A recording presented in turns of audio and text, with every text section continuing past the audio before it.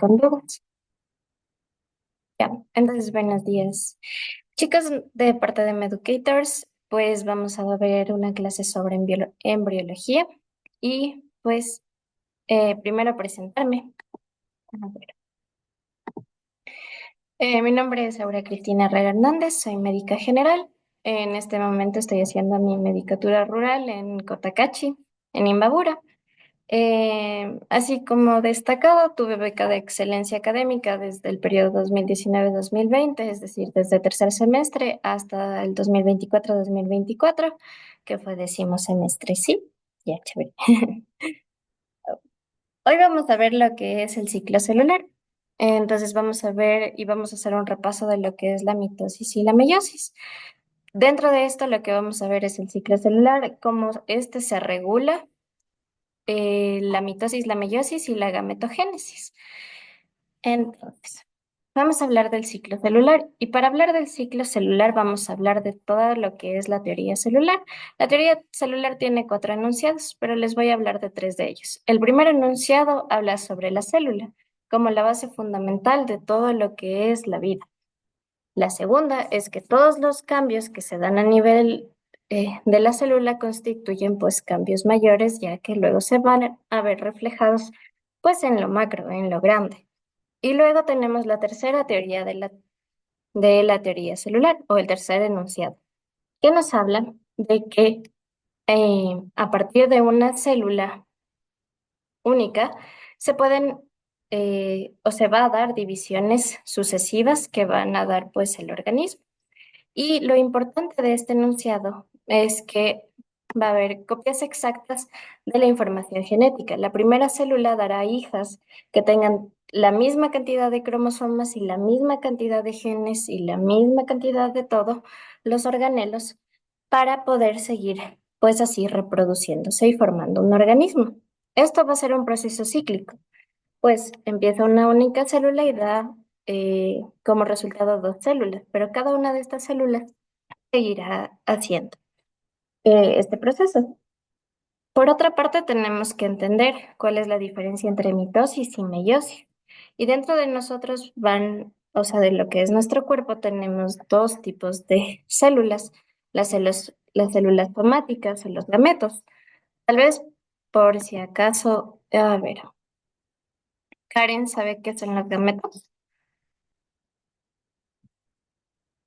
Si no, está bien. Sí, no son como las células sexuales. Exacto, son las células sexuales. ¿Y cuáles son las células sexuales? ¿Sabe Nati?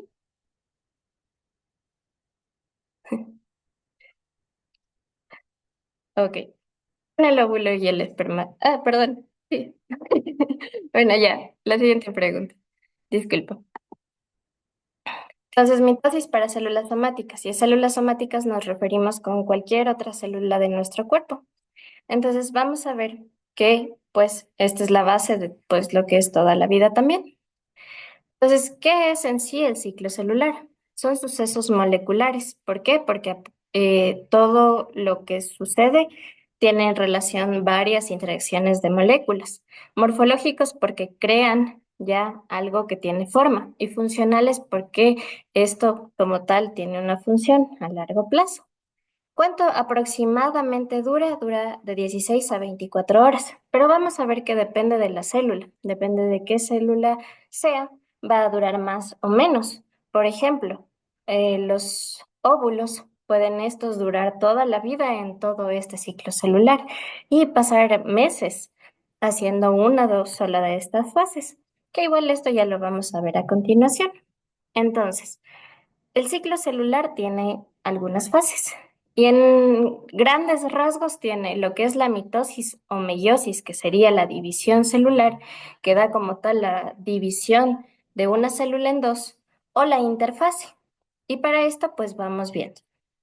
La mitosis va a tener siempre, sea mitosis o meiosis, cuatro fases, que va a ser la profase, metafase, anafase y telofase. Y la interfase, en cambio, va a tener igual aproximadamente cuatro fases, G0, G1, S y G2. Pero vamos a ir entendiendo por qué es que se llama G. G es de crecimiento. Entonces, G0 relativamente no habrá crecimiento. G1 será un crecimiento inicial. S es de síntesis de ADN, es donde dentro de las células va a replicar el ADN. Es decir, la cantidad de ADN que nosotros tengamos en un inicio se va a duplicar gracias a este proceso. Y esto se hace para que cada una de las células pues tenga el mismo material genético. Y G2 ya es la preparación final, ¿ya? Pero no todas las células son cíclicas, es decir, empiezan con una célula y de una se dividieron y entonces la célula que se dividió fue y de una entró nuevamente a un ciclo celular. Esto depende mucho, mucho de cuál es el requerimiento que va a ser o va a depender de nuestro cuerpo. Por ejemplo, ¿saben cada cuánto más o menos se renueva nuestra sangre? ¿Cada cuánto estamos produciendo eritrocitos? Más o menos. Cada 120 días. Cada 120 días, exacto. Entonces, cada 120 días, las células hemáticas están comenzando este proceso nuevamente. En cambio, los hepatocitos en el hígado no llegan a su punto de diferenciación en el que ya son hepatocitos y se quedan en G0, en una fase ya estable y sin actividad. Los hepatocitos únicamente van a volver a hacer todo este ciclo si es que llega un estímulo externo. Por ejemplo, hay una lesión a nivel del hígado, se corta el hígado y pues el hígado es un nuevo órgano muy noble que puede regenerarse a sí mismo. Con este estímulo, los hepatocitos inician nuevamente este ciclo celular. Y luego tenemos lo que son las neuronas. Las neuronas, en cambio, llegan a su fase de diferenciación y no vuelven a dividirse nunca más. Llegan a G0 y ahí se quedan. Entonces, en resumen, mitosis y meiosis, división celular que pasa por esas cuatro fases. Interfase lo que hace es crecer la célula, duplicar su tamaño, duplicar sus organelos para que en la división celular a cada uno le toque lo mismo. ¿Ya? Entonces, algo que dice en el libro de Arteaga Martínez y que a veces les gusta preguntar en las cátedras de embriología es qué sucede en lo que es los blastómeros y el blastocisto. Entonces, así, en breves rasgos, un blastómero es ya el resultado, pues, de lo que es la unión del espermatozoide con el óvulo. Y dentro de este, si se dan cuenta, no hay un aumento de tamaño. Y es porque en relación a este ciclo, solo tiene dos fases, la que es la mitosis, que es básicamente la división celular, y la síntesis de ADN. No hay los crecimientos iniciales y por eso es que en un primer momento en los blastómeros no hay crecimiento, sino que dentro de esta única célula, digámoslo así, se empiezan a dividir sucesivamente. Entonces, si les preguntan por qué los blastómeros no crecen, es porque únicamente tienen la fase de la síntesis o la fase S y la mitosis. Mientras que ya cuando se va poco a poco convirtiendo en blastocisto, es decir, en una forma más madura, ya se van a incorporar todas las fases, G1, S, G2 y M. Y esto ocurre antes de que suceda la implantación a nivel del endometrio. Entonces, podrían preguntarles por si acaso les puse.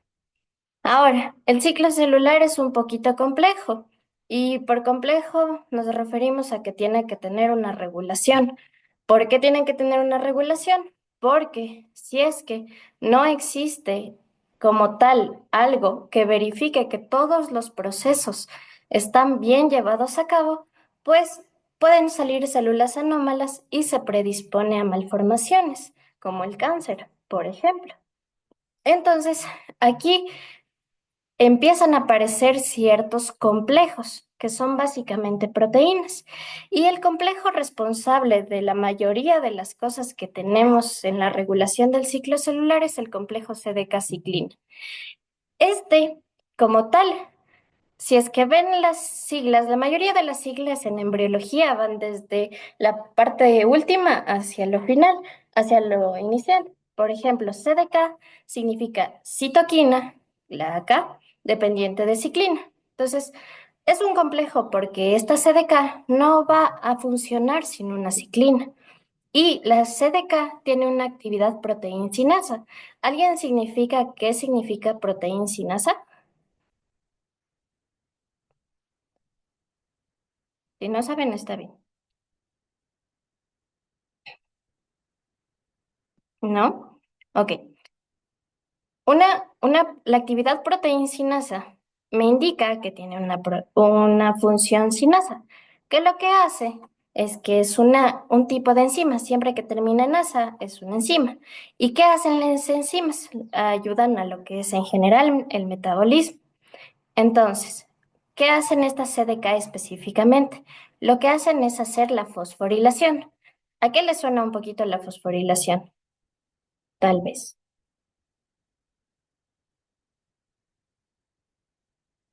Si no saben, también está bien.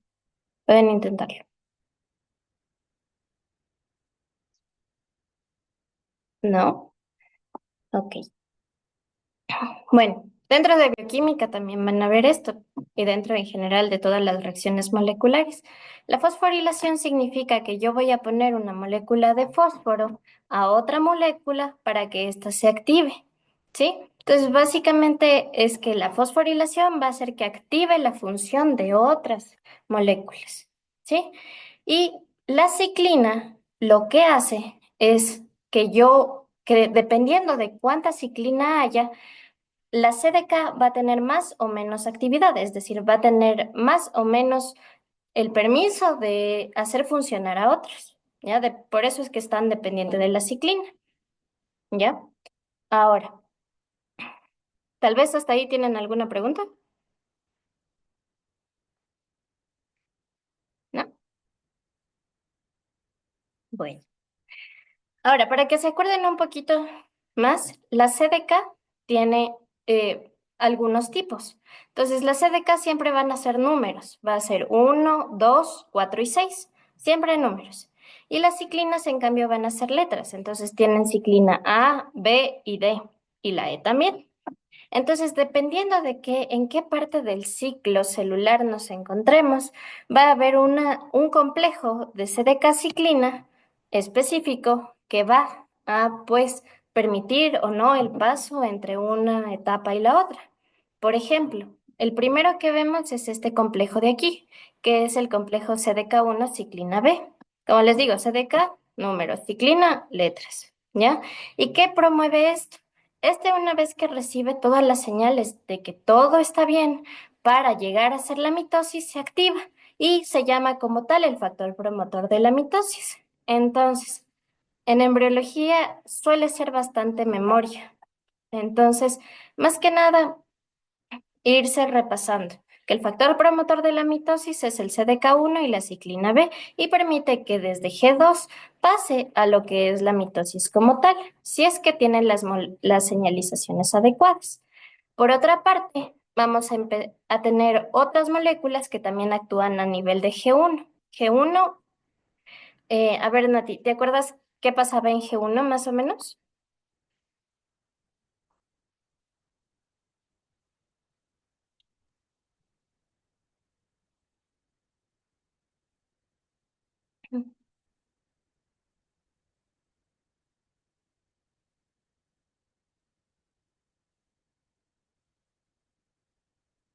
Bueno. Está bien si no se acuerdan. En G1 había lo que era el crecimiento inicial de toda la célula. Empieza a duplicar todos sus organelos. Y de G1 pasa a S. Y para pasar de G1 a S, vamos a pasar por un punto de restricción, es decir, por un punto de control, y este punto se llama punto R. ¿Sí? Ahora, ¿qué sucede? Si es que todo está bien, la E2F es un gen. Entonces, ¿qué pasa con los genes? Los genes dan órdenes. Y si los genes dan órdenes, promueven algo que se llama transcripción, que básicamente es producir proteínas, ¿ya? Y las ciclinas y las CDK son proteínas. Entonces, si es que todo está bien, se activa este gen, que es el E2F, y promueve que se produzcan la ciclina A y la E. Como hay ciclinas, entonces va a haber actividad de la CDK2 y esto lo que va a hacer es activar la proteína del retinoblastoma. ¿Por qué es tan importante esta proteína del retinoblastoma y por qué les pueden preguntar también de esto? Es porque este es un gen supresor de tumores. Este es uno de los genes igual encargados de que si la célula no se encuentra en unas condiciones adecuadas, la va a destruir. Entonces aquí básicamente es un punto de control.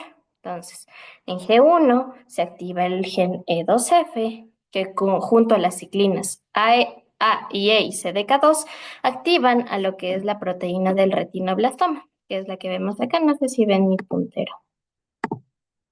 Bueno, entonces C2F, las ciclinas activan a esto que es la proteína del retinoblastoma y si este igual tiene las señales adecuadas, deja que la célula pase de G1 a S. ¿Ya? En G1, todo esto va a permitir lo que les mencionaba. ¿Ya? De G1S.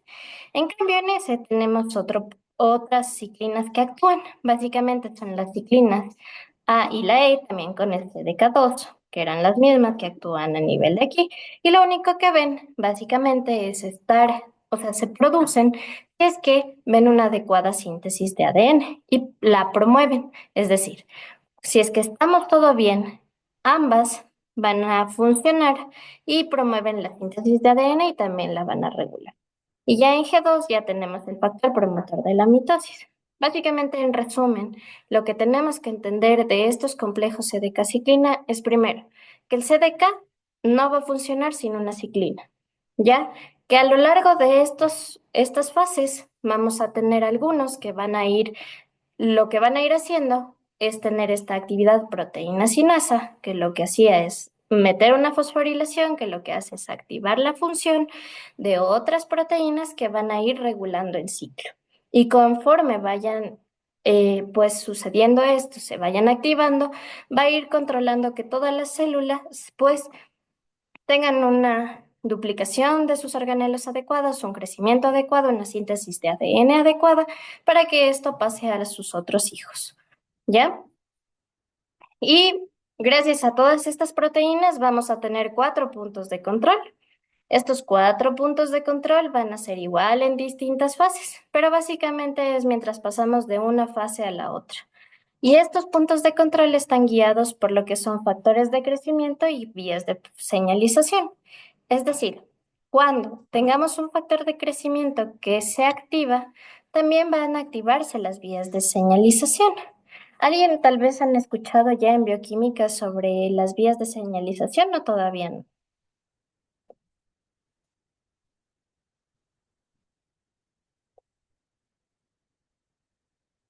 ¿No? Aún Gracias, Karen.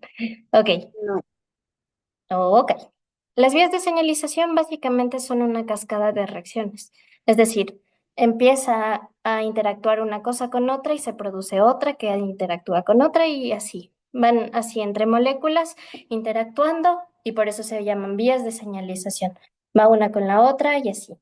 La cosa es que lo mismo sucede aquí. Los factores de crecimiento se van a unir a sus receptores.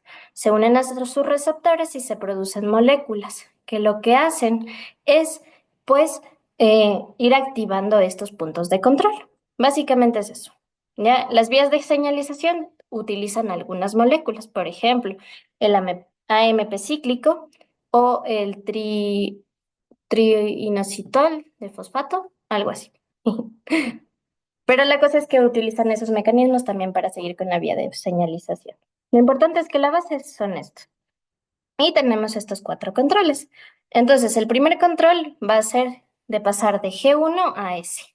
Y para este primer punto de control, digamos que hay dos reguladores. El primero va a ser este PRB, que si recuerdan de hace un ratito, es la proteína del retinoblastoma, ¿ya? Esta proteína del retinoblastoma lo que hace también a su vez, cuando está fosforilado, tal vez, Karen, ¿me puedes decir qué era fosforilado?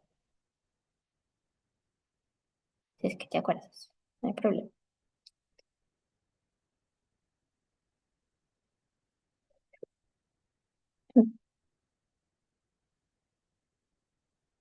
Ok, si no, no hay problema. Solo díganme, no me acuerdo. O no entendí. A ver, si es que esta proteína del retinoblastoma está fosforilada, es decir, tiene una molécula de fósforo unida, hace que esta proteína se active y esta a su vez hace que este gen también se active y este gen permite ya que haya la replicación del material genético. Esto solo sucede si es que esta proteína percibe todas las señales de que pues eh, está todo bien. ¿Ya? Si es que no la recibe, pues no va a estar fosforilada y este va a estar inactivo y no va a permitir que pase de una fase a la otra, ¿ya? Ahora, una vez que pasa de G1 a S, esta proteína de retinoblastoma se hipofosforila, es decir, se le quita la molécula de fósforo y se inactiva. Y así también inactiva esto e inactiva para que, pues ya una vez que pasó, ya se inactive. Y por otra parte, tenemos otra vía, que es la ATM o ataxia telangiectasia mutas. Este también es una molécula que lo que hace es detectar lo que es el daño del ADN. Es decir, antes de que se sintetice o se duplique la cantidad de ADN, esta molécula lo que va a evidenciar es si hay o no un daño de ADN. En el caso de que sí haya un daño de ADN, se activa lo que es el P53. El P53 es llamado el guardián del genoma, porque una vez que está activado, va a activar a otro gen que se llama P21. Este P21 va a inhabilitar a esta CDK4 ciclina D y si es que está inactivada no va a pasar hacia la siguiente fase. Y lo que provocan es básicamente en conjunto que la célula se muera, llegue a una apoptosis. Por eso es que es tan importante todos estos ciclos de pues control, porque en el caso de que sí hay un daño al ADN, que es el caso, por ejemplo, del cáncer. El cáncer burla estos mecanismos, no les hace caso y sigue produciendo células con daño al ADN. No funciona el P53 y el P53 entonces no activa el P21. Y por eso es que pues se dan estas células anómalas. Y pues por eso también es importante este punto de control. Por lo general, yo recuerdo que hace años me preguntaron qué gen es considerado el genoma el guardián del genoma. Y te ponían P53, P21, E2F. Entonces ahora saben que si les preguntan en una de estas exámenes cuál es el guardián del genoma, pues ya le ponen el P53. El segundo básicamente es que ya pasamos de G1 a S y queremos pasar ahora de S a G2. Aquí también va a actuar la ATM, ¿ya? Y lo mismo, la ataxia telangiectasia muta pues va a actuar y va a inhibir lo que es la CDK2 ciclina E, que es la que actuaba aquí, y no va a haber paso igual de S a G2, si es que ya se detecta un daño en el ADN que ya se replicó. En G1 a S, en el primer control, era daño del ADN que era preexistente en la célula. En S a G2 es del ADN que ya se replicó, que ya se duplicó. Si hay daño y el daño no se puede corregir, ya la célula entra en apoptosis. Si es que hay la posibilidad de corregir gracias a las enzimas que están dentro de todo este ciclo, pues no pasa nada y se activa nuevamente este punto de control y deja que pase. ¿Y cómo deja que pase? Activando esta CDK2 ciclina E. Por otra parte, tenemos ya el tercer puesto, que va a ser de G2 a M. También vuelven a hacer un tercer control y dicen, quiero ver si es que sí se replicó correctamente el ADN. Se corrigen los errores y si es que no se corrige, se inactiva este CDK1 y ciclina B. Por eso es que están en rojo. Y si se inactivan, pues igual la célula puede entrar en apoptosis. ¿Ya? El cuarto, el cuarto paso es la mitosis. Y esto durante la fase de la metafase. ¿Qué quieren ver aquí? Quieren ver que el uso mitótico, que sería como un esqueleto al que se van a anclar los cromosomas, esté bien formado y que los cromosomas estén bien pegados. Si es que no están bien pegados, no se pasa este punto de control. Por eso es tan, pues, importante. Con todo esto, en resumen, lo que hacen es ver que ambas células que sean resultantes de una primera célula, pues tengan todo en cuanto a molecular, ADN, organelos y cromosomas dentro de lo que es la regla. ¿ya? Tal vez hasta aquí tienen alguna pregunta,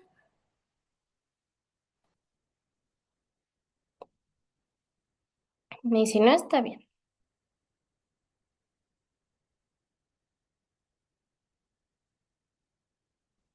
Ok, más que nada esto es un poquito de memoria, pero entendiendo por qué y qué está pasando con, con, con las moléculas.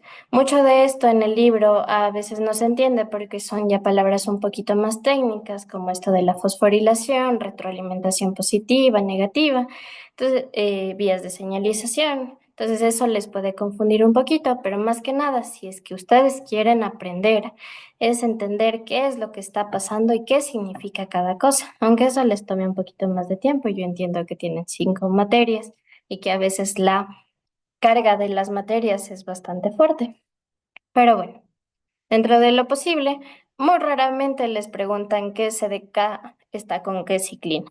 Entonces, en esa parte no se preocupen, pero sí entender cuáles son los puntos de control y al menos saber lo que es la proteína del retinoblastoma, el ATM, y también cómo se ven en los otros dos puntos de control. Ahora vamos a ver lo que es la mitosis. Ya vimos básicamente la regulación, vamos a la mitosis. Este ya es el proceso como tal de división celular y vamos a pasar de una célula diploide a dos células diploides. ¿A qué significa? Jami, ¿tú sabes qué significa diploide? Tal vez.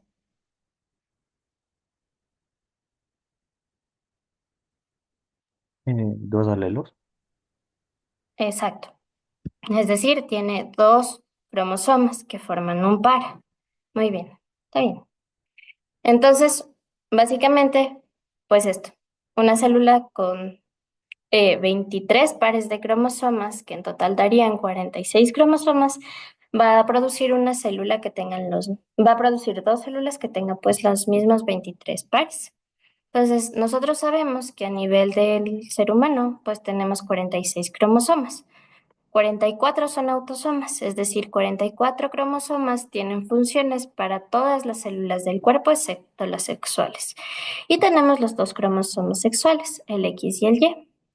Cuando nosotros en la fase S duplicamos el ADN, vamos a verificar igual en los puntos de control que tengan la misma cantidad y la misma cantidad y tipo de material genético en ambos cromosomas resultantes.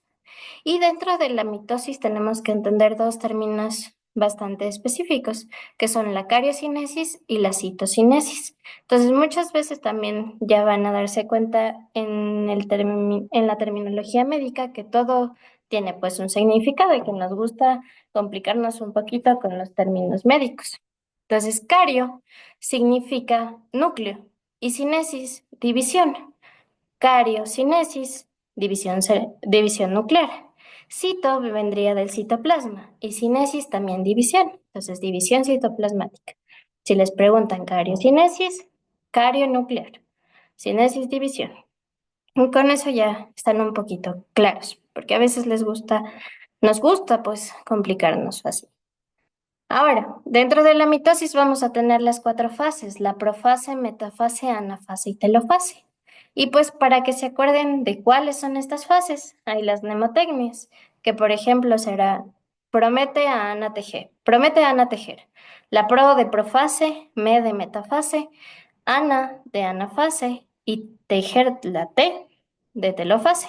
Entonces estas son las cuatro fases y vamos a ir viendo qué es lo que sucede. Para que empiece la mitosis, entonces ya tuvo que haber todo este proceso de que de que creció, de que duplicó sus organelos y de que duplicó todo su material genético. Entonces, en la mitosis, con la primera fase, vamos a ver la profase. En esta lo que sucede es la condensación de cromosomas. ¿A qué nos referimos con esto? Normalmente los cromosomas y todo el material genético está regado a nivel de lo que es el núcleo. Pero empieza la profase, se dan las señales para el que lo que haga es que se condensen los cromosomas, es decir, ya formen eso, ¿sí? Y básicamente un cromosoma podría ser solo esta hebra, pero como duplicó la información son dos hebras. Y cada cromosoma, pues, ya se va a condensar y se va a ver su forma. También durante lo que es esta profase van a aparecer lo que son los centrosomas y todo lo que es la membrana nuclear va a ir desapareciendo. Esto para que todos los cromosomas queden libres a nivel de citoplasma. Entonces, se destruye el núcleo, hay la cariocinesis y pues empezamos con la profase. Esto es básicamente la profase. Condensación de cromosomas, aparición de centrosomas y desaparece la membrana nuclear. Como ya se duplicó, cada cromosoma tiene dos cromátidas hermanas. Cada una de estas líneas se llama cromátidas hermanas. Y aquí tenemos lo que es el centrómero. Dentro de este centrómero, básicamente, es como una muesquita, como un huequito que el cromosoma tiene. Y ese huequito se llama cinetocoro. ¿Y por qué es importante que tenga pues esta muesquita? Es porque a nivel de luego, lo que vamos a hacer, que va a ser la metafase, se van a unir a lo que son el uso mitótico, que es básicamente el esqueleto a donde van a migrar. Los centrosomas que en un primer momento habían aparecido van a migrar hacia los polos de la célula, uno a un lado, otro al otro. Y de estos, lo que van a hacer es emergir unas fibras. Estas fibras pueden ser de tres tipos. Pueden ser unas que se llaman fibras astrales, que son estas que ven de aquí. Son fibras que lo que hacen es básicamente irradiar, es decir, salir desde aquí hacia los extremos, pero que como tal no forman parte de todo lo que es, pues en general, eh, o más bien estar ancladas a los cromosomas, únicamente se encuentran alrededor del centrosoma. Luego tenemos las fibras polares, que como su nombre lo dice, están ancladas a los polos de cada cromosoma. ¿Se dan cuenta? Cada una de estas está aquí y la otra también está por abajo. Y una parte de las fibras polares se une una a solo una cromátida y la otra a la otra. ¿Y cuál es la importancia de que de cada fibra polar se una a una sola cromátida? Es que si se une a una sola, la una se va a ir para acá y la otra se va a ir para acá. Y como es material genético duplicado del mismo cromosoma, cada una de las células que van a ser hijas van a tener el mismo material genético. ¿Ya? También tenemos lo que son las fibras cromosómicas. Las fibras cromosómicas van a estar unidas a lo que es el centrómero, más específicamente al cinetocoro. ¿Sí? Entonces, tres tipos de fibras, cada una compuesta de microtúbulas, es decir, a nivel microscópico, los microtúbulos son la formación de varias proteínas que literalmente forman túbulos, pero micro. Y pues ya forman esto. Entonces, de la profase, donde recién se estaban condensando, pasamos a lo que es la prometafase, en donde todos estos lo que hacen es empezar a unirse a pues las fibras y lo hacen de una manera caótica, no tienen ningún orden. Y por eso es que luego es importante la metafase, porque en la metafase ya se define como tal, como una alineación de todos los cromosomas en toda la línea ecuatorial. Y si nos damos cuenta, nuevamente, aquí tenemos las fibras polares, perdón, las fibras centro, eh, cromosómicas, que están unidas a cada cromátide. Aquí también, una a cada una. Es para separar las dos copias y que una copia se vaya a un extremo y la otra copia al otro extremo. En la metafase solo hay alineación y en cambio en la anafase hay la separación. Pero ¿cómo es que sucede la separación? Básicamente las fibras, que son las cromosómicas que estaban unidas al centrómero, se acortan, van haciendo más chiquitas y las van llevando hacia los extremos. Mientras que las fibras polares que estaban a los extremos, lo que hacen es elongarse, es decir, se alargan, creando como este espacio mucho más grande. Entonces, con eso, una vez que ya se han pues dividido, empezamos a lo que es la telofase. Ya se dirigieron a cada polo. Posteriormente, estos, si se dan cuenta, solo hay una lineita, es decir, solo hay una cromátida en cada una de las células y se vuelve a formar la membrana. Se descondensan es decir, ya dejan de tener esta fórmula. Y también tenemos lo que es la citocinesis, que es decir, se divide el citoplasma. Entonces ya, con eso, esta es la base fundamental para cualquier tipo de división celular. Básicamente, en profase, haciendo un resumen pronto, las envolturas rompen, la cromatida se condensa y aparecen los centrómeros que luego migran hacia los polos. Luego estos como tal se empiezan a unir a las fibras astrales, se unen, se unen, se unen, en la metafase se alinean, en la anafase se separan y en la telofase, pues con los organelos ya bien distribuidos, pasa lo que es la citocinesis. Igual aparece nuevamente la membrana celular. Y en la citocinesis, pues nuevamente puede iniciar el ciclo, como les decía, dependiendo del requerimiento que tiene nuestro cuerpo para pues entrar a este ciclo celular y a la división de cada célula. Ahora, la meiosis. La meiosis es un poquito diferente a la mitosis, porque tiene dos fases, meiosis uno y meiosis 2. Y la meiosis, como habíamos hablado, es para la formación de los gametos.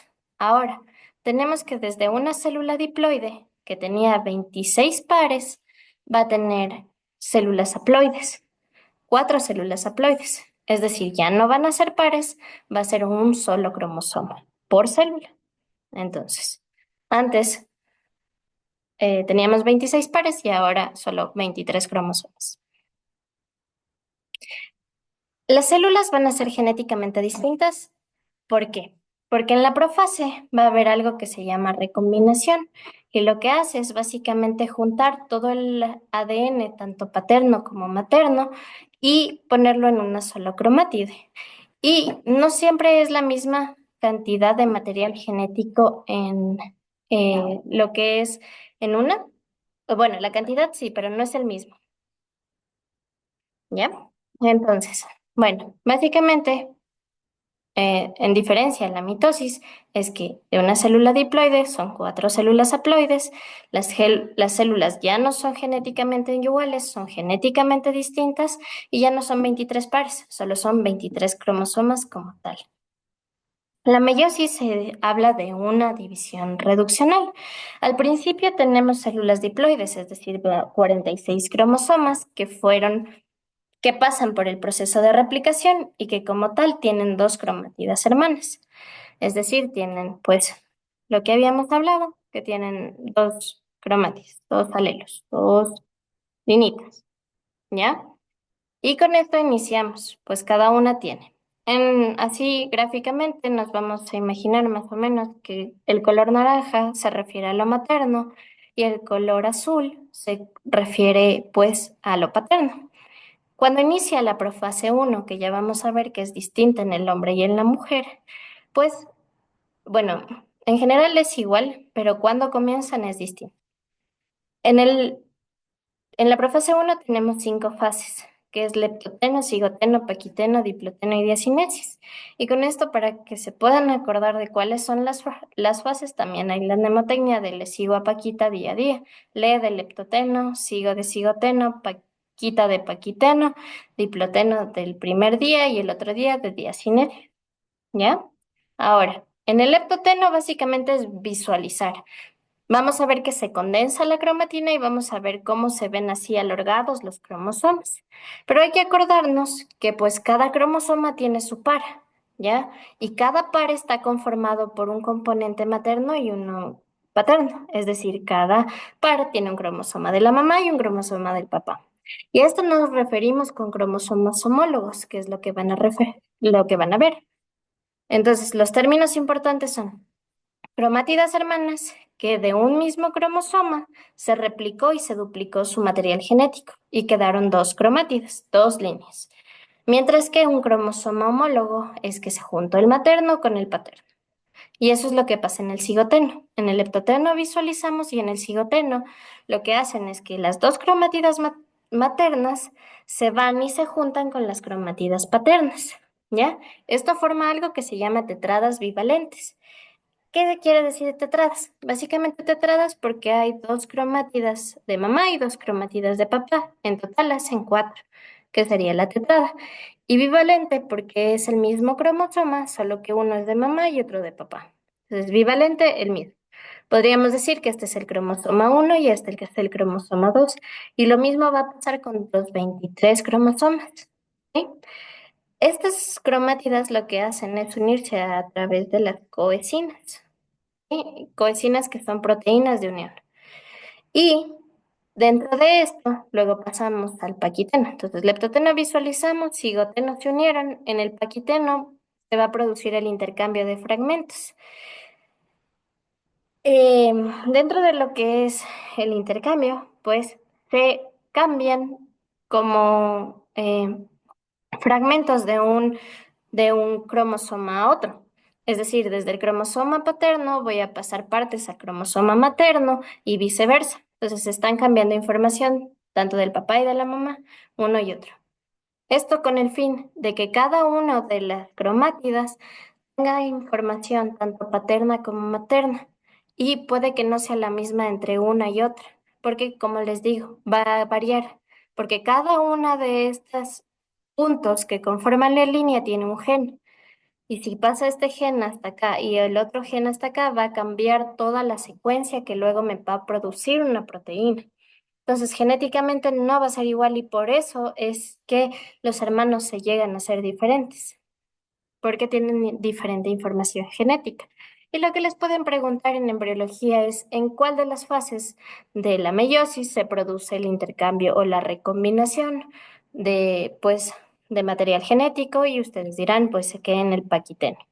En el diploteno, ya una vez que ya intercambiaron información, lo que hacen estas cromátidas es que se van a mantener unidas en los puntos en los que hubo pues este intercambio de información y el resto se va a separar, nada más. Y en la diacinesis, lo que van a hacer es básicamente estar súper bien empaquetado todo para que después pasemos a lo que es la metafase en donde ya una vez que están en la profase súper bien empaquetados y entrecruzados y cambiados de información genética, llegan a la metafase, en donde igualmente se alinean en la línea ecuatorial, pero esto es indistintamente y puede ser aleatorio.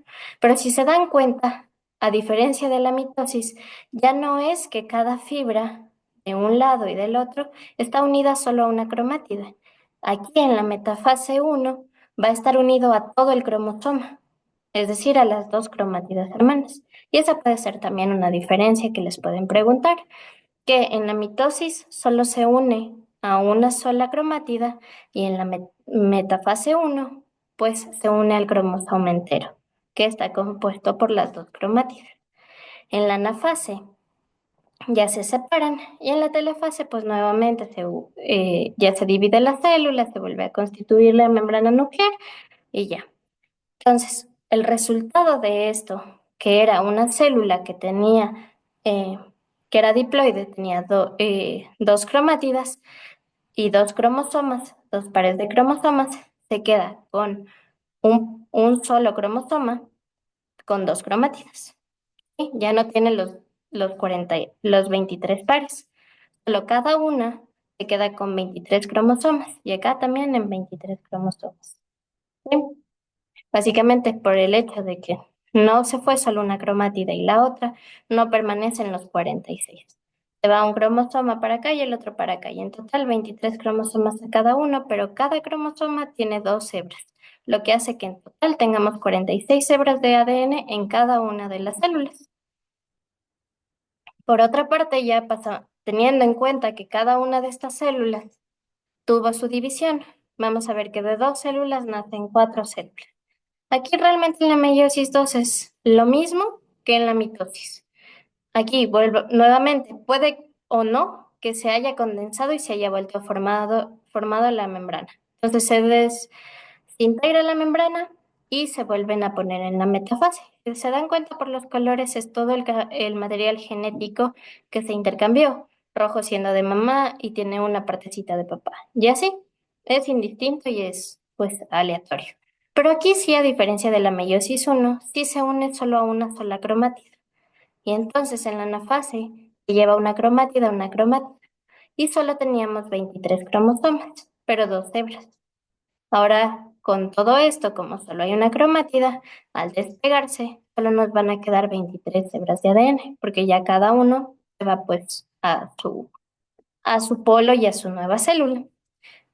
En cuanto al hombre, todo este proceso de toda la meiosis va a tener inicio en la pubertad. En la mujer es un poquito distinto. En la mujer todo inicia desde que se está formando en el útero y empieza y se queda en la meiosis uno y se va a quedar específicamente en la fase del diploteno, es decir, aquí, después de que ya haya habido la combinación genética. Luego pasamos a la pubertad y en cada ovulación se vuelve a realizar el ciclo de la meiosis 2. Eso también les podrían preguntar, ¿en qué momento o en qué etapa antes del nacimiento se produce la detención en la mujer? Es en el diploteno. Y ya después ya se reanuda para la pubertad. Ahora, nosotros somos humanos y no somos perfectos, hay errores. Hay errores que lo que causan es que haya deleciones, es decir, se borren, se dupliquen o se inviertan los genes. No es lo mismo tener un gen que tiene su orden y que produce una proteína en específico, que se invierta todo y lo que va a hacer es que ese orden me va a dar un código que no va a generar la misma proteína. Y aquí viene la parte clínica. Vamos a tener que estos errores en las meiosis podemos tener poliploidías o aneuploidías. Y posiblemente también les puedan preguntar, ¿cuál es la diferencia entre poliploidía y aneuploidía? Básicamente es que la poliploidía es la alteración en el conjunto de pares de cromosomas. Es decir, normalmente tenemos 2N, básicamente 2 por 23 pares, que a nosotros nos puede dar 46. Pero las poliploidías pueden ser 3N, 4N, 5N. Es muy poco común, pero puede suceder. En cambio, las aneuploidías son las deleciones o duplicaciones o inversiones en casos o en genes muy específicos. O sea, en el total. De los 46 puedo tener una deleción y tener solo 45. O de los 46 se me suma uno más y tengo 47. Y vamos a ver que todo esto, al menos cuando pasan en lo que es, pues, los cromosomas sexuales, vamos a tener distintos fenotipos. Y por ejemplo, para eso les voy a ver. El más común y el más común que van a ver es el síndrome de Down. Pero antes de eso también pueden encontrar la monosomía del cromosoma X o el síndrome de Turner. Entonces lo que van a ver es que básicamente hubo una deleción, se borró un gen X, y esto lo que hace es que las niñas que tienen esto tengan talla baja, otitis media recurrente, nebus hiperpigmentados, que básicamente son manchitas más blanquitas de lo que es nuestro cuerpo, que los oídos se implanten o sean a un nivel más bajo, el cuello sea corto, tengan anomalías cardíacas a nivel de lo que es el sistema urinario y reproductor, tengan fallas en todo lo que es pues la señalización, haya disgenesia gonadal, es decir, no tengan un desarrollo adecuado y que tengan linfedema, es decir, que tengan infeditas las manitas. Todo esto nos da solo porque se borró un cromosoma. Ahora, en contraparte, tenemos, por ejemplo, el síndrome de Patau. Este se da, por ejemplo, en la trisomía 13, es decir, a nivel del par 13 se aumentó uno más y por eso esto es una aneuploidía. En esta trisomía, lo que les caracteriza es básicamente que los ojitos sean chiquitos, el paladar sea hendido, puedan tener más dedos de más y tengan coloboma, que básicamente, si se dan cuenta, es que falte todo lo que es la integridad de la pupila. Entonces, estas cosas pueden darse. Lo mismo pasa con el síndrome de Edward, que se haya añadido un cromosoma a lo que es el par 18 y nos puede dar todas estas manifestaciones. El síndrome de Down en la trisomía 21, es decir, en el par 21, y también que esta sea la más común y la que más vemos. Con el puente nasal ancho, el epicanto, es decir, que tengan así ojitos como un poquito más chinitos, cabezas más pequeñas, también tienen lo que es cardiomegalia, se les hacen grandes los corazoncitos y tienen alteraciones en los músculos y en los huesos. Ahora, en la parte de los hombres tenemos el síndrome de Klinefelter, Esta también es una aneuploidía, que lo que hace es añadir un cromosoma X a nivel de los cromosomas sexuales y provoca que los hombres que tienen esto, lo que tengan sean talla alta, pero ginecomastia, una distribución del vello similar a una mujer, que los testículos sean firmes, pequeños, no tengan un desarrollo adecuado, que en general los caracteres masculinos no se den. Y también tenemos el síndrome de triple X, que es básicamente que en una mujer que tiene XX se añade un X más, como es el caso de aquí. Y lo que provoca es que las niñas sean de talla alta, que tengan deficiencias en el lenguaje y también discapacidades pues, mentales. Entonces, todo esto pasa si es que no tenemos una adecuada regulación a nivel de las células. Y pues vamos a hablar ahora de lo que son la gametogénesis, porque la meiosis no es tan simple como para decir, bueno, ya así va a ser en todos. Es diferente entre el hombre y la mujer, pero hay que entender el origen común de la gametogénesis y es a nivel de las células germinales primordiales. Entonces, los gametos, tanto óvulos como espermatozoides, nacen a nivel de las células germinales primordiales. Y esto sí también puede ser pregunta de examen porque les gusta preguntar así cosas un poquito específicas y más que nada semanas. Lo importante, ¿dónde y cuándo nacen estas células germinales? Van a nacer en la segunda semana en el epiblasto. Si se acuerdan, tenemos las tres capas. Pero luego, en el epiblasto nacen y a la tercera semana, una semanita después, migran hacia el saco vitelino, que es este de acá. Migran hacia acá y luego dicen, bueno, en la cuarta semana voy a migrar y vuelven a migrar hacia el embrión.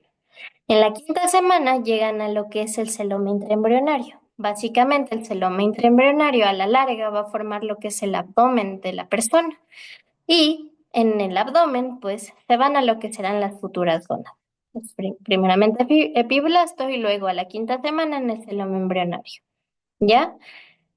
Muchas veces a estas células, por fallas de la señalización, les ocurre irse para otro lado y formar, como son células germinales, son pluripotentes, pueden formar cualquier tipo de tejido dependiendo qué señales les den, pues lo que hacen es pueden y migrar a otros lados y formar los teratomas. Los teratomas son tumores que pueden tener cualquier tipo de tejido y se ha visto tejidos óseos, dientes, cabello, por ahí un ojo. Entonces esto puede pasar si es que se desvían las células primordiales. Y dentro de las gónadas, ya una vez que las células llegaron, depende el genotipo, es decir, si es XX o XY, se van a liberar varias señales que van a determinar si es que luego será óvulo o si luego será espermatozoide. Y por eso es que vamos a empezar con los espermatozoides. Los espermatozoides, ¿dónde tienen lugar? Y para esto tenemos que recordar cómo es el testículo. El testículo está conformado como tal por divisiones que dentro de estas divisiones tienen los túbulos seminíferos. Y es aquí en los túbulos seminíferos que va a pasar todo el proceso de la espermatogénesis a un nivel microscópico. De los túbulos seminíferos, todos se van a confluir en lo que es la red testicular, los túbulos rectos, que son los que continúan a la red testicular. De la red testicular se forman los conductos eferentes y el cúmulo de conductos eferentes forma el epidídimo. El epidídimo, después del eferente, pasa al deferente. Y se van a dar cuenta también mucho en medicina que, por ejemplo, también en el riñón van a ver las arterias eferentes y luego las deferentes. Entonces, cuando vean eferente es antes de y una deferente con la D después de. Entonces, así se acuerdan. Eferente antes del epidídimo, como eferente. Y deferente después del epidídimo. Y lo mismo pasa en el riñón con otras estructuras que ya van a ver. Y bueno, entonces, va a pasar en los túbulos seminíferos. Aquí. Las células principales, que ya pasaron de ser células primordiales, las primarias, se van a convertir en lo que son las espermatogonias. Y la espermatogénesis básicamente es la maduración de las espermatogonias en espermatozoides. Las glándulas y los conductos genitales, como los conductillos eferentes, el epidídimo, el conducto deferente, todo esto, además de las glándulas anexas, por ejemplo, las vesículas seminales, la próstata y otras glándulas, lo que hacen es producir la maduración de estos espermatozoides y se transportan. Básicamente sirven para el transporte y también para seguirles madurando. Pero vamos a hablar un poquito más de qué es con estos túbulos seminíferos. Y es básicamente cómo se forman en un principio. Un túbulo seminífero, cuando recién se está formando en el embrión, no es un tubo como tal, es más bien un cordón. No tiene luz, no tiene un huequito y se mantiene como cordón y por eso se llama en la etapa embrionaria cordones seminíferos. Que nos damos cuenta, y legalmente tenemos tres tipos de células dentro del túbulo seminífero, y cada una de estas células pues, va a contribuir a la espermatogénesis. Tenemos primeramente las células espermatogénicas que nos van a dar los espermatozoides, que son los de acá. Tenemos las células sustentaculares, o también llamadas de Sertoli, que cumplen varias funciones, y las intersticiales que no se ven acá, o las células de Leydig, que también cumplen otras funciones. Entonces, en total, tres células que van a estar rodeadas por una matriz celular. Cuando ya llega la pubertad, te dan señales para que se abra la luz, para que se forme ya el tubo. ¿Y por qué es importante? No, las células son tan inteligentes que saben cómo adaptarse a lo que es el túbulo seminífero. Y entonces no van a tener la misma distribución de adentro hacia afuera ni de afuera hacia adentro. Cada túbulo seminífero en las periferias va a tener a las espermatogonias y conforme las espermatogonias se vayan especializando en espermatozoides van a irse hacia la luz, porque ya una vez en la luz ya podrán transportarse cuando estén listas. Entonces, alrededor de estas van a tener las espermatogonias y luego los espermatozoides ya en el interior. Vamos a hablar que a nivel del túbulo seminífero, así ya siendo como una vista más microscópica y más ampliada de todo lo que es, se dan cuenta que en la parte periférica tenemos a las espermatogonias y conforme se van pues especializando, tenemos un espermatocito tipo 1, espermatocito tipo 2 y los espermatozoides. Aquí está la luz del túbulo y también dentro de lo que es esto pues hay también las células sustentaculares y las células intersticiales. También dentro van a acordarse también en histología y en general que cada célula tiene una membrana basal, es decir, una membrana que le permite adherirse a otra superficie. Entonces la membrana basal se une a la lámina basal. Basal es base. Entonces la membrana basal se pega a la base. Y estas espermatogonias primitivas que van a estar en la periferia tienen 2N, es decir, tienen 46 pares de cromosomas. Y esto es importante, ¿por qué? Porque estas espermatogonias, como tal, son las que inician todo el ciclo y tienen los 46 cromosomas, 23 pares. Gracias a estos dos genes, que es GDNF y FGF, es que se produce el cambio del estadio indiferenciado al diferenciado. Y van a decir, chuta, ¿qué significa? Pues bueno, igual, como les decía, va de atrás hacia adelante. Factor neurotrófico derivado de la glía. La mayoría están en inglés. Entonces, es GDNF, bueno, factor neurotrófico derivado de la glía. Y en este caso es FGF, factor de crecimiento, la G en inglés, de fibroblastos. Tanto el factor neurotrófico derivado de la glía como el de los fibroblastos, promueven que las espermatogonias primitivas ya se maduren a lo que es los espermatozoides. Aquí en la parte de aquí vamos a ver como cortes microscópicos de los túbulos. Básicamente es el mismo corte de acá, pero en un poquito de la vida real. Y si se dan cuenta, aquí también tenemos lo que es la lámina basal, tenemos las células que son más grandes, las espermatogonias, y conforme se van dividiendo también el citoplasma. Las células que están más hacia la luz son más chiquitas porque ya se van diferenciando más, pasan por la meiosis. Aquí tienen 46 cromosomas, aquí solo tienen 23 cromosomas con dos cromátidas y aquí tienen 26 cromosomas con una sola cromatida. Y todo lo que ven aquí ya es la maduración del espermatozoide. Ahora, ¿para qué nos sirven las células de Sertoli o las células sustentaculares? Como es sustentacular, nos sirven de soporte, pero tienen muchísimas funciones. Primero, que otras cosas que les pueden preguntar es, ¿qué células forman la barrera hematotesticular? Y son las células de Sertoli. La barrera hematotesticular o cuando escuchen barrera hematoencefálica, por ejemplo, es básicamente todas estas barreras permiten que las células que estén dentro de ellas queden protegidas. Nuestro sistema inmunitario también es bastante curioso y a veces cuando son nuevos los antígenos, es decir, nuevas las proteínas que se producen, las ven como extrañas y tratan de destruirlas. Entonces, lo que hace la barrera hematotesticular es proteger todas estas células para que no les suceda pues nada y puedan estar tranquilas y desarrollándose de acuerdo a lo planificado.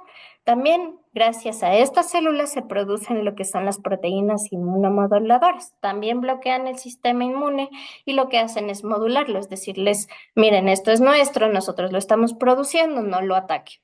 ¿Ya? Otra función es que captan testosterona y FSH. La testosterona y la folículo estimulante básicamente lo que hacen es promover la maduración de las espermatogonias hacia los espermatozoides. Y nos vamos a dar cuenta de que también estas células, las espermatogonias, tienen bastante citoplasma y si se dan cuenta aquí también tienen menos. Cuando van madurando, van perdiendo citoplasma. Y lo que hacen estas células de Sertoli es básicamente comerse ese resto de lo que estaba en el citoplasma. También estas células promueven lo que es la mitosis y la meiosis. Les están diciendo para cuándo se van a ir de acuerdo a las señales que les llega, pues haciéndose mitosis en el caso de las espermatogonias y meiosis a partir de los espermatocitos. Y también algo muy importante que van a ver es que estas células de Sertoli, al ser tan importantes, producen algo que se llama factor inhibidor mulleriano. Lo que hacen básicamente es frenar lo que podría ser que a la larga se desarrollen las trompas uterinas y pues es gracias a este factor inhibidor mulleriano que pues no se desarrollan como tal el aparato reproductor femenino. La espermatogénesis en el hombre llega a partir de la pubertad y como les decía, en la periferia están las espermatogonias A u oscuras. Les decimos oscuras porque están en reposo. Y en cambio, ya cuando empiezan a entrar a lo que es la mitosis, porque en este caso, como les decía, todo lo que diga espermatogonia es mitosis, entonces van a tener la misma cantidad de pares de cromosomas, de cromátidas, entre otros. Vamos a pasar con estas fases. De oscura de reposo, pasamos allá a las claras que entran a mitosis y se van a dividir tantas veces y van a tener tantos nombres, como por ejemplo espermatogonias A3, A4 y las intermedias, hasta que formemos como tal la espermatogonia B. La espermatogonia B va a ser la última de las células de las que salga una mitosis, la espermatogonia B. La espermatogonia A inicia el proceso. Se madura, hay tantas divisiones, llega la espermatogonia B y la espermatogonia B lo que hace es dividirse también en una mitosis, que si se dan cuenta también tenemos los 46 pares y los 46 pares. Y tenemos 46XY porque es un varón, pues. Pero ¿cómo o qué señales químicas van a influir en esta espermatogonia B? Básicamente es la neurogenina 3 y el aumento de mTOR-C1. Sí, esto también es un poquito de memoria, acordarse que estos genes, pues, son los que influyen en que se diferencien estos. ¿Sí? Una vez que tengamos, pues, nuestros espermatocitos primarios, que tienen la misma cantidad, empezamos todo lo que es el proceso de meiosis. Entonces, como decíamos, en la meiosis 1 vamos a tener que ya no tenemos 23 pares, sino 23 cromosomas en cada uno. Y si nos damos cuenta también en esta, que sería ya el espermatocito secundario, en uno de estos va a ser 23X, es decir, va a tener 23 cromosomas más el X, perdón, 22 más el X, y en el otro 22 más el Y. Entonces, de ahí que cuando cuando en la vida cotidiana les pregunten quién es el que pone el sexo del bebé, realmente el que pone el sexo del bebé es el papá, porque si llega un espermatozoide que es X a un óvulo que es X, se va a producir una mujer. Y en cambio, es que llega un espermatozoide Y, pues el resultado será un hombre. Y en la antigüedad pues se creía que la mujer era quien daba el sexo al bebé, y no es así. Ahora, desde aquí, para pasar a la meiosis, desde el espermatocito primario, también actúa otra instancia, que es el inductor del ácido retinoico. Y empezamos. Entonces, el espermatocito primario por meiosis uno llega al espermatocito secundario que tiene 23X y 23Y. Este proceso en general puede tardar hasta 24 días. Cada una de estas dos células, de cada uno de los espermatocitos, pues da dos células, una con X, una con Y. Luego en la meiosis 2, pues de estas 23X se va a dar uno que tenga 23X, otro 23X, uno con 23Y y otro con 23Y. Pero de espermatocito secundario a espermátide puede pasar de 8 horas aproximadamente. Y luego lo que vamos a hacer es, pues, ir hacia la formación del espermatozoide como tal. Es decir, no es que desde el espermatocito secundario pasa directamente al espermatozoide. Tiene que haber un proceso de maduración en el que va a haber un remodelamiento. Va a cambiar toda la forma. Pero mientras va cambiando y se van produciendo todos esos cambios, se producen esto que los decían los nuevos antígenos, se producen nuevas proteínas y para eso sirven las células de Sertoli, para la barrera hematotesticular y son inmunomoduladores, diciéndoles que realmente estas células son nuestras y que no las destruyen. Entonces, el proceso por el cual desde una espermátida pasa hacia un espermatozoide se llama espermiogénesis. Es un proceso como tal de maduración. Aquí tenemos una espermátida. Entonces, lo que les decía, mientras se va madurando, se va a ir perdiendo lo que es el citoplasma. Y este citoplasma en excedente también es fagocitado por las células sustentaculares. Se va a ir compactando la cromatina. Y si se dan cuenta, este es el retículo de Golgi, que igual cuando ya hayan visto la célula, el retículo de Golgi es encargado de empaquetar también las proteínas. Pero lo que hace en el espermatozoide es que se va a poner alrededor de pues el núcleo como tal y va a formar lo que se llama el acrosoma, que digamos que es lo que como tal recubre al núcleo. Van a ver los centriolos, que es los que formaban también el núcleo, el uso mitótico. Y uno se va a ir a la parte distal, a la parte más lejana de este, y va a formar todo lo que es el flagelo del espermatozoide, la colita. Dentro de este, también en la célula hay mitocondrias, pero todas las mitocondrias se van a juntar y se van a ver aquí en el cuello. ¿Y para qué sirve la mitocondria? Básicamente para dar energía y que el espermatozoide se pueda mover. Y todo el citoplasma que hay en general, el restante, va a ser como una cubierta, va a cubrir tanto la cabeza como la cola y también la vaina del cuello. Entonces, en general, tendríamos ya un espermatozoide bien formado que en sus partes tenemos la cabeza que está compuesta por el núcleo que es el ADN, que además es importante. Normalmente las proteínas que son responsables de compactar todo el ADN se llaman histonas.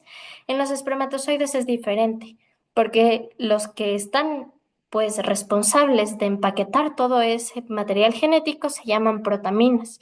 Son mucho más resistentes que las histonas y esto les hace que al momento de entrar en el sistema reproductor femenino, pues resistan más a cualquier tipo de daño o traumatismo. Tenemos el núcleo, el acrosoma, aquí tenemos una vaina mitocondrial y tenemos la cola, que venía de los centriolos.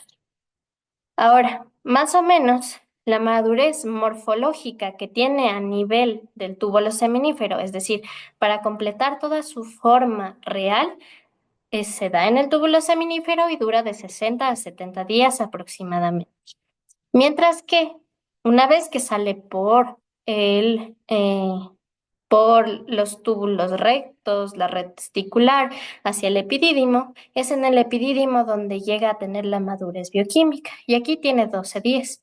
Y según me acuerdo, también esa fue una pregunta que nos hicieron en embriología.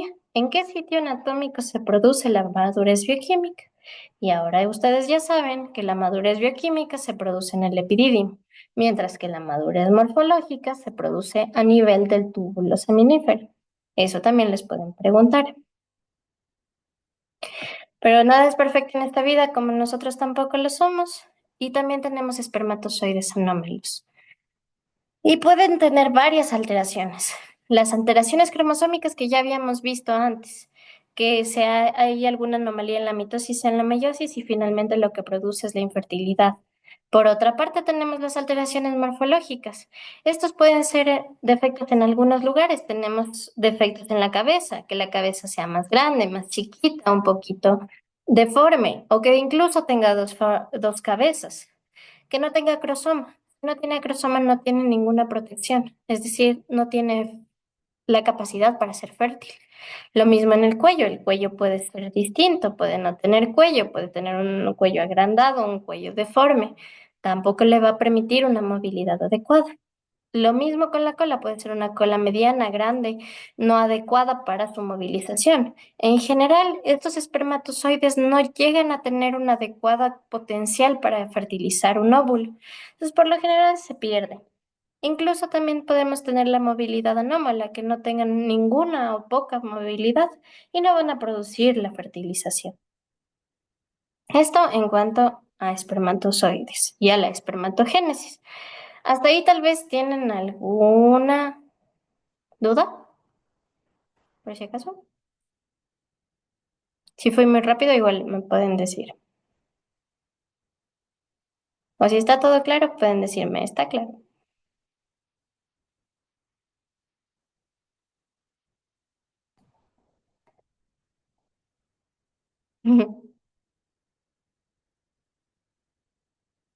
Bueno, bueno, igual recordarles que si es que necesitan revisar la clase, va a estar grabada.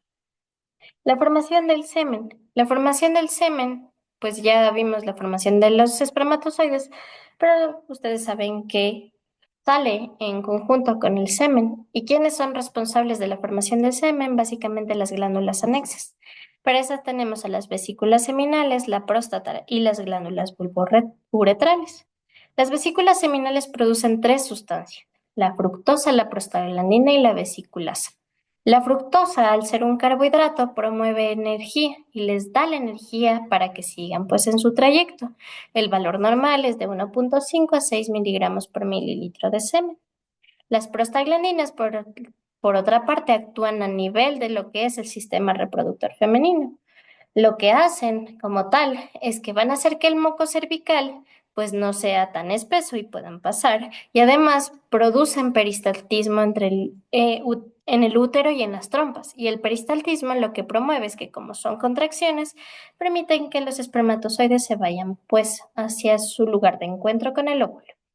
Su valor normal es de 150 a 300 miligramos por ml, y también tienen la vesiculasa, que lo que promueven es la coagulación del semen, que si se dan cuenta es un poquito espesito. Por otra parte, de parte de la próstata, también se promueven algunas secreciones de algunas sustancias. El ácido cítrico nos va a ayudar a remover cualquier formación o resto de sangre que hay en la vagina. La vesiculasa, pues lo que habíamos visto, que es la coagulación del semen.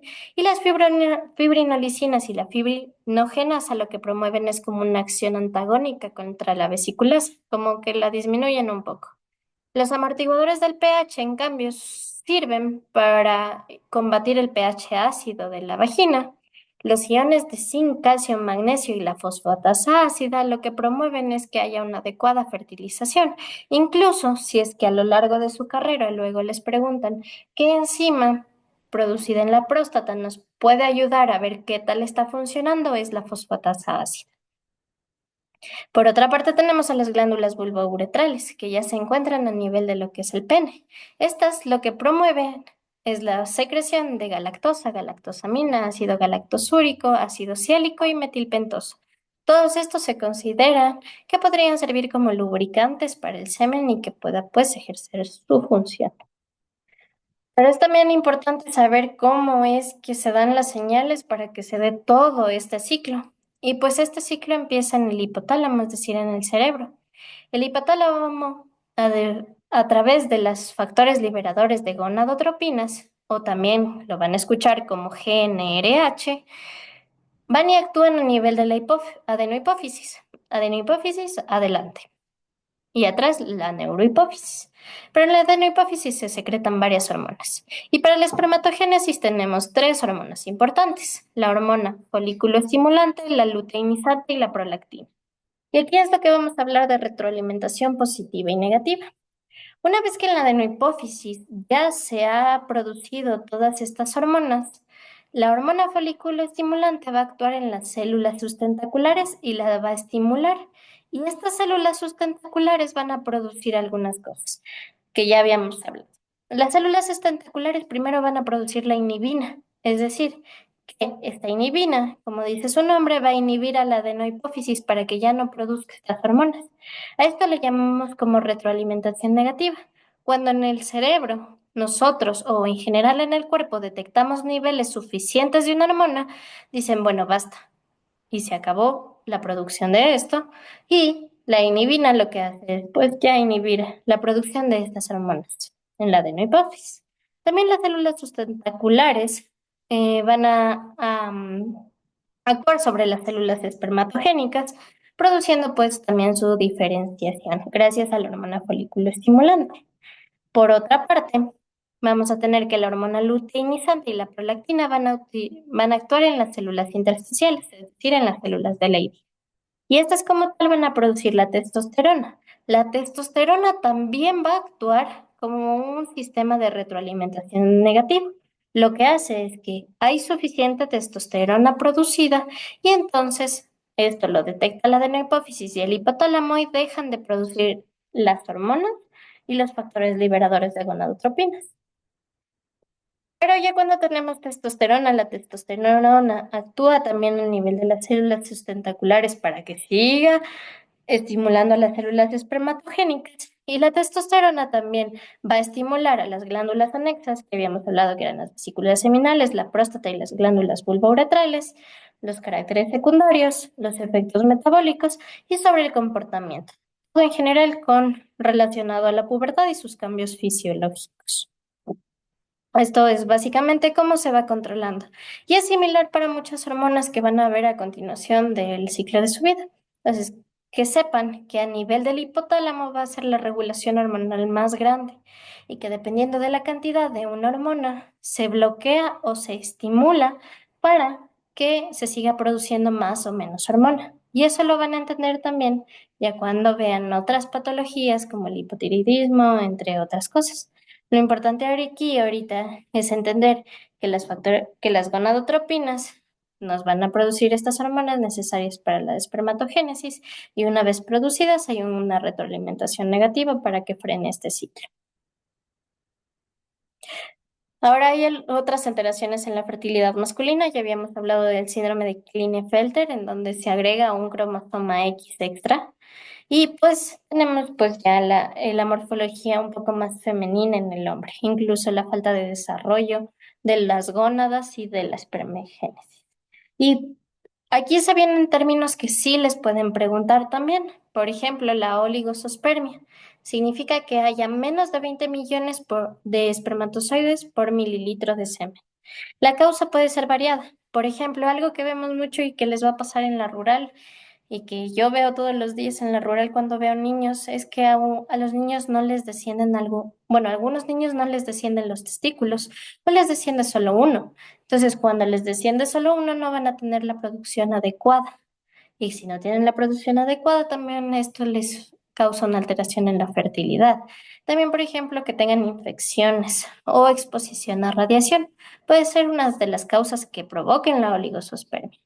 Por otra parte, tenemos la azospermia, es decir, que hay ausencia de espermatozoides. Nosotros, mediante un espermograma, podemos ver si es que tiene o no espermatozoides. Si es que en un intervalo de 2 meses que haya hecho una prueba, pasan 2 meses, hago la otra prueba, en ninguna de las dos pruebas hay espermatozoides, tenemos lo que es la azoospermia. Y esto, en cambio, puede pasar cuando falta el descenso de ambos testículos, igual por radiaciones e infecciones.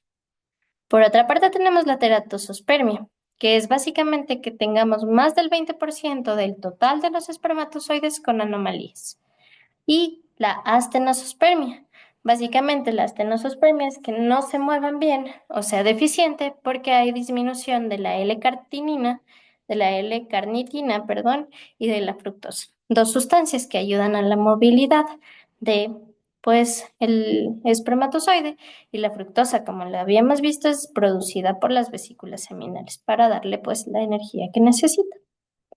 Eso en cuanto a la espermatogénesis.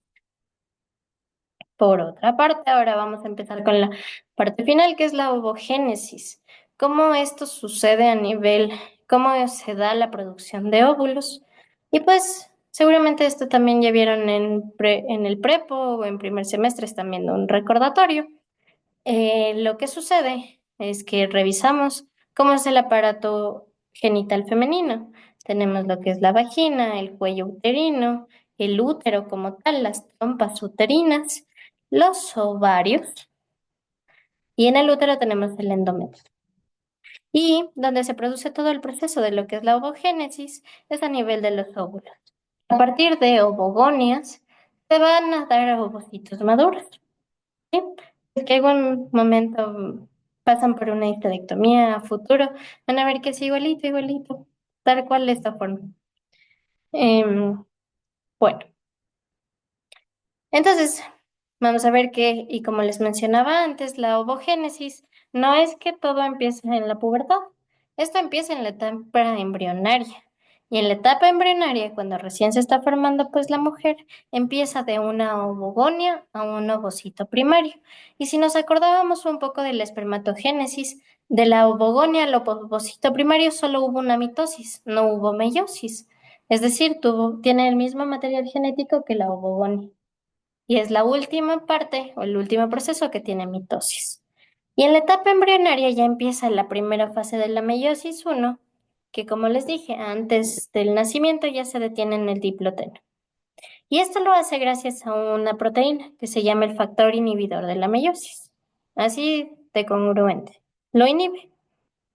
Llegamos a la pubertad ya en la mujer y los periodos se vuelven cíclicos y cada 28 a 30 días se produce y se inicia el fase de la meiosis.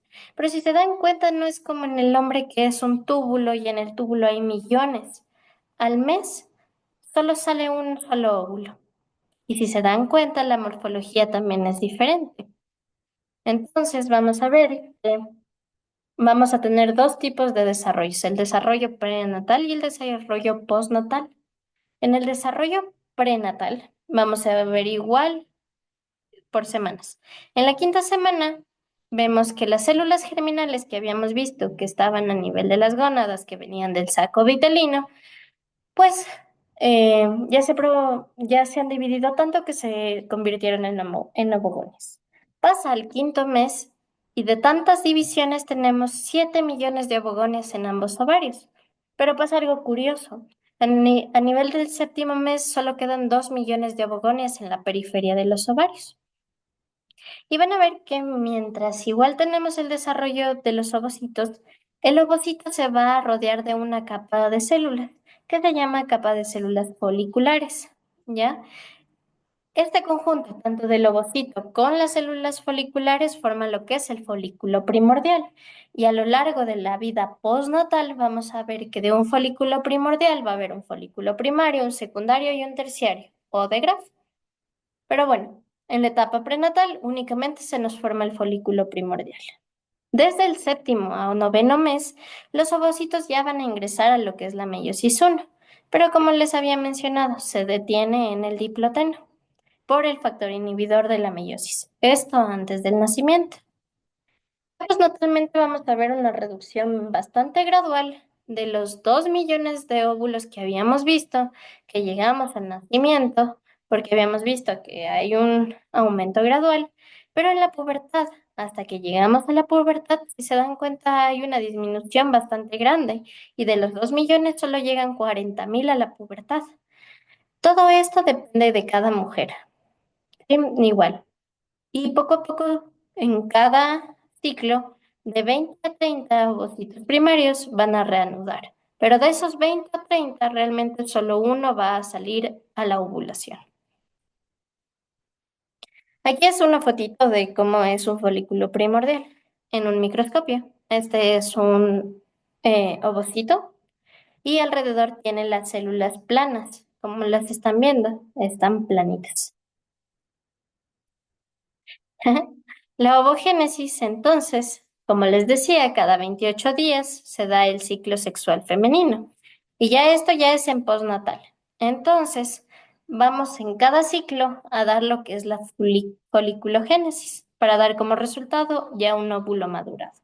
Entonces, mientras dentro de todo este proceso se continúa dando la meiosis, pues fuera del ovocito, lo que vamos a dar es la formación de los folículos. Para recalcar que si se dan cuenta, esta es una sola célula, es un ovocito primario. Y si se acuerdan, en la meiosis vamos a tener 4 células. Estas 4 células que se van a formar, claro que sí, pero una va a desarrollarse más que las otras 3. De hecho, lo interesante es que la que va a formar el óvulo coge los nutrientes también de las otras 3 células y pues se forma solo una grande y 3 cuerpos polares. ¿Ya?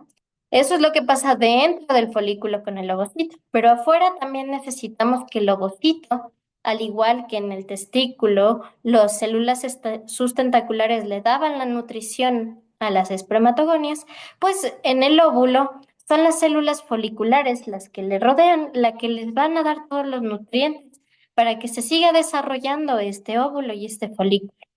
Entonces, ya cuando estamos en la vida postnatal, lo que hacen es que estas células que eran planas se convierten en cúbicas. Y este se llama el folículo primario unilaminar, porque si se dan cuenta, solo hay una capa de células. A las células foliculares, por la que van a ver más a continuación, casi no tienen citoplasma, es puro gránulo. Entonces, también a las células foliculares se les va a llamar células granulares. Y son las encargadas pues de la nutrición. Alrededor de todo esto, ven ya que hay también unas células que se van a dar o que están rodeando, que es como una lámina basal que lo que hacen es separarlos de todo el estroma circundante, es decir, de todo el otro tejido. Y a esto que está afuera se le va a llamar teca mientras vaya madurando. ¿Y cómo va a madurar? Gracias a todas estas células. Las células foliculares, que eran una sola fila, van a multiplicarse y van a formar varias filas. Y ahí se va a llamar folículo primario multilaminar. ¿Sí? Si se dan cuenta, también empieza a formarse una estructura alrededor del óvulo que bueno, del ovocito, que lo que hace es separarlo de lo que es la zona de la granulosa o de las células foliculares, y esto básicamente son glucoproteínas. Y aquí afuera lo que hay pues es la teca folicular, que es también lo que le separa de adentro y que lo que hace es, ya vamos a ver a continuación, es también ayudar a nutrir. Todo esto es como una protección que va a hacer.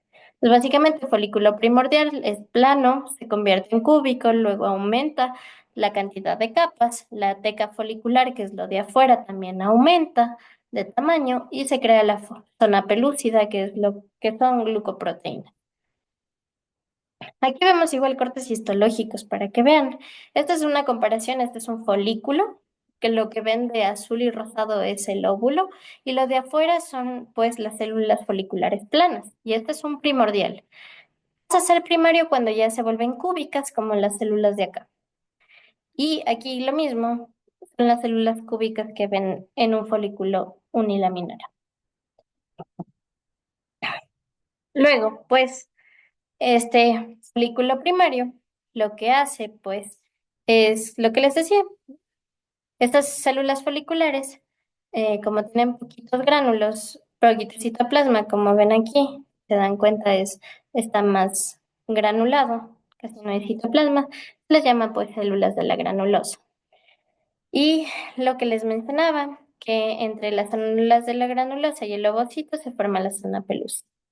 En la parte externa la teca, que esta para madurar necesita de dos proteínas, que es la c-KIT y el factor de crecimiento 9. La teca va a seguir madurando tanto que se va a dividir en dos. Una teca interna que va a estar pegada más hacia lo que es las células foliculares y una teca externa.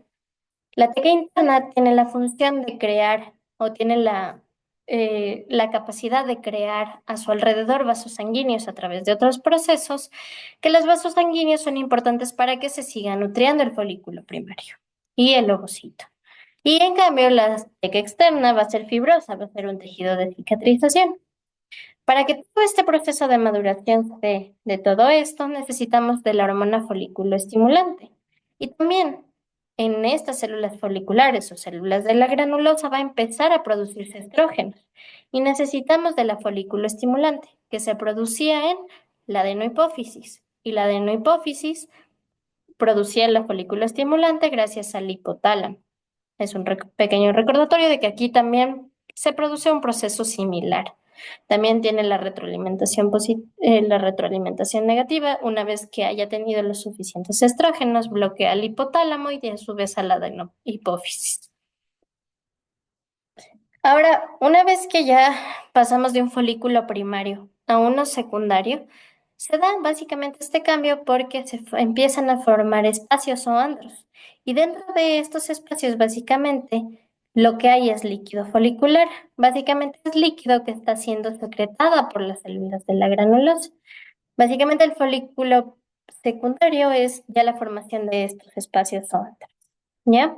Aquí en todas estas células, como les mencionaba, las hormonas que tengan, o sea, las andrógenas que estén presentes, gracias a la enzima aromatasa, van a convertir en estrona y en estradiol en estas células.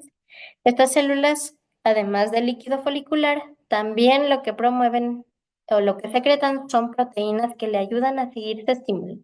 Básicamente todo el folículo, lo que su función es ayudar a que el ovocito se desarrolle. Y luego crecen, bueno, en esta parte tenemos pues lo que es en cambio ya un folículo secundario en el ovario de una niña, es un corte histológico que si se dan cuenta igual las células de la granulosa, tendríamos el ovocito aquí y empiezan ya a ver como unos pequeños espacios a nivel de estos, donde se van a formar ya los espacios centrales. Y pasamos luego a lo que es el folículo terciario secundario, en donde todos los espacios centrales convergen y el ovocito se queda como flotando dentro de todo este líquido. Va a haber unas células de la granulosa, las células foliculares, que lo van a mantener unido a lo que es el folículo como tal. Y esta parte que la mantiene unido se llama cúmulo óforo. Eso también pueden preguntar un poquito. Ahora, antes de la ovulación, en cada ciclo, unas 12 a 10 horitas antes, se eleva la LH o la hormona luteinizante. Y esta va a ser el principal promotor de que este ovocito que se había quedado en la mitosis reanude hacia la meiosis. En este interior, pues ya estaría el ovocito, que como les había dicho, de esa ovogonia, que se debían pues formar cuatro células, se forman las cuatro, pero una es el óvulo y tres son cuerpos polares que ayudan también a la nutrición de pues lo que es el óvulo. Entonces, teníamos la ovogonia que se va multiplicando, llega al ovocito, pasa por un proceso de crecimiento y maduración. Y lo que les mencionaba, este solo va a hacer que haya un ovocito 2 y un cuerpo polar. Los dos ovocitos, bueno, el ovocito y el cuerpo polar se vuelven a dividir.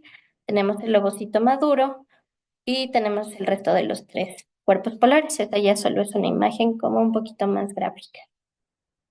Listo. Cada uno de estos pues va a tener los 23 cromosomas que serían una sola cromátida, y el único ovocito que llega de todos los 20 a 30.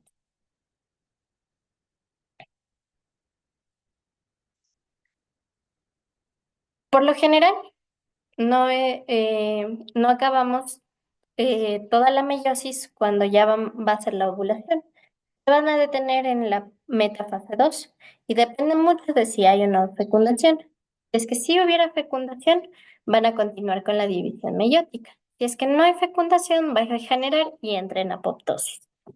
Y si entra en apoptosis, va a formar lo que es el cuerpo lúteo, que eso ya les van a explicar despuesito qué es lo del ciclo menstrual. Así un resumen de puntos claves. Lo más clave, el ciclo celular va a ser un proceso cíclico y depende si es mitosis o meiosis y tiene las dos fases, mitosis e interfase. La mitosis para células somáticas y la meiosis para gametos. Tenemos regulado el ciclo celular con 4 puntos de control. Está mediada por los complejos C-decaciclina y por genes que están el E2F, la proteína del retinoblastoma, P53 y P21. La mitosis nos va a dar como resultado dos células diploides, es decir, con 23 pares. Y la meiosis, en cambio, cuatro células haploides, con cada una 23 cromosomas y una sola célula y un solo alelo. Los errores en la meiosis van a tener gametos alterados que a la larga también se van a ver en consecuencias clínicas y la espermatogénesis tiene lugar en la pubertad en los túbulos seminéferes con la maduración de espermatogenias o espermatozoides que además está regulado por hormonas que vienen desde el hipotálamo y tienen su proceso de retroalimentación negativa una vez que tienen todos los niveles pues ya necesarios. Lo mismo pasa con la ovogénesis, que tiene lugar en la pubertad de los ovarios, con la maduración de las ovogonias o óvulos y la formación de los folículos. Eso. Eso sería la clase de hoy. No sé si es que tal vez tienen alguna pregunta.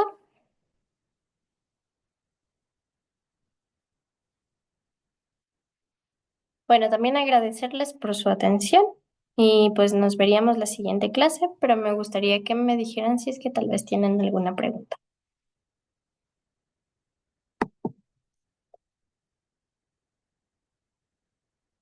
o si tal vez algo no quedó claro.